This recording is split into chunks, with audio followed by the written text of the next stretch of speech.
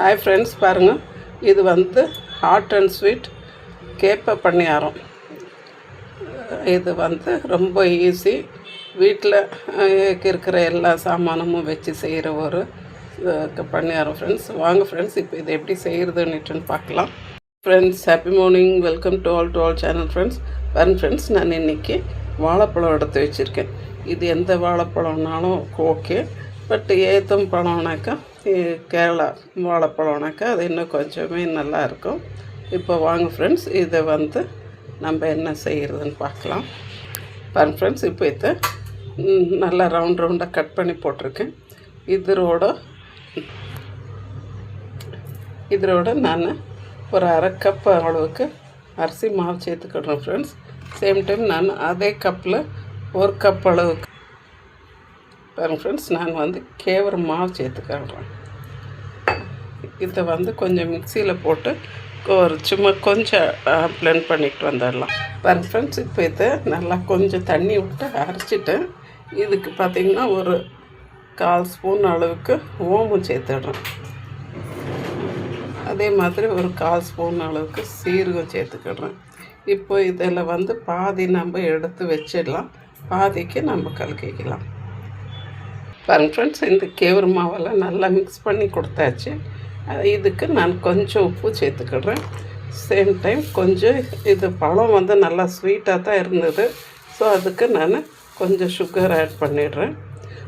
Same time ஒரு பிஞ்சு soda மாவு சேர்த்துக்கிடுறேன். இதை வந்து கொஞ்சம் நல்லா மிக்ஸ் பண்ணிவிட்டு கொஞ்சம் ஒரு 5 மினிட்ஸ் ரெஸ்ட்டு கொட்டிடலாம்.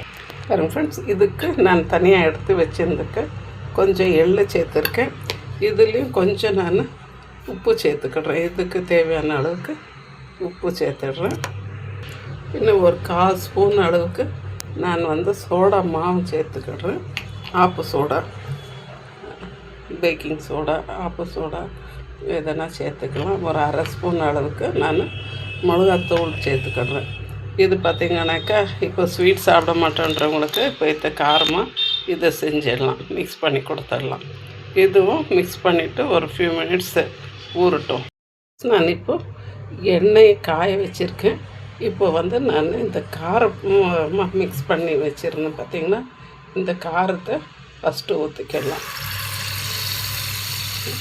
ஒரு அரை ஸ்பூனாக ஊற்றி எடுத்துக்கிறேன் ஃப்ரெண்ட்ஸ். இப்போ இது கொஞ்சம் ஸ்லோ ஃப்ளேமில் வச்சு எடுத்துக்கிடலாம். நம்ம பாருங்கள், கொஞ்சம் வெந்து வந்துடுச்சு. இது ஃபுல்லாக காரம், ஸ்வீட் சாப்பிடாதவங்களுக்கு நம்ம இப்படி காரமாக கொடுத்துக்கிடலாம். சேம் டைம் நம்ம இது குழிப்பணியார சட்டிலையும் போட்டு எடுத்துடலாம். ஃப்ரெண்ட்ஸ், இப்போ ஸ்வீட்டுக்கு கொஞ்சம் எள்ளு சேர்த்துருக்கேன். இதை கொஞ்சம் நல்லா மிக்ஸ் பண்ணிவிட்டு இப்போ இதையும் சுட்டுக்கிடலாம் ஃப்ரெண்ட்ஸ்.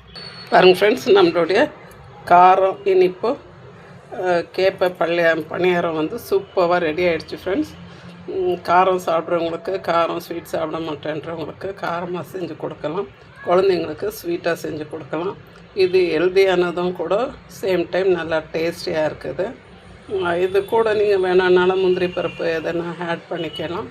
நான் வந்து சிம்பிளாக செஞ்சுட்டேன். இது குழிப்பணியார சட்டியில் ஊற்றி கூட நீங்கள் செய்யலாம் ஃப்ரெண்ட்ஸ். தேங்க்யூ ஃபார் வாட்சிங் ஃப்ரெண்ட்ஸ். ப்ளீஸ் ஷேர் பண்ணுங்கள், லைக் பண்ணுங்கள், சப்ஸ்கிரைப் பண்ணுங்கள். சப்ஸ்கிரைப் பண்ண எல்லா ஃப்ரெண்ட்ஸுக்கும் லாட்ஸ் ஆஃப் தேங்க்யூ ஃபார் வாட்சிங் ஃப்ரெண்ட்ஸ்.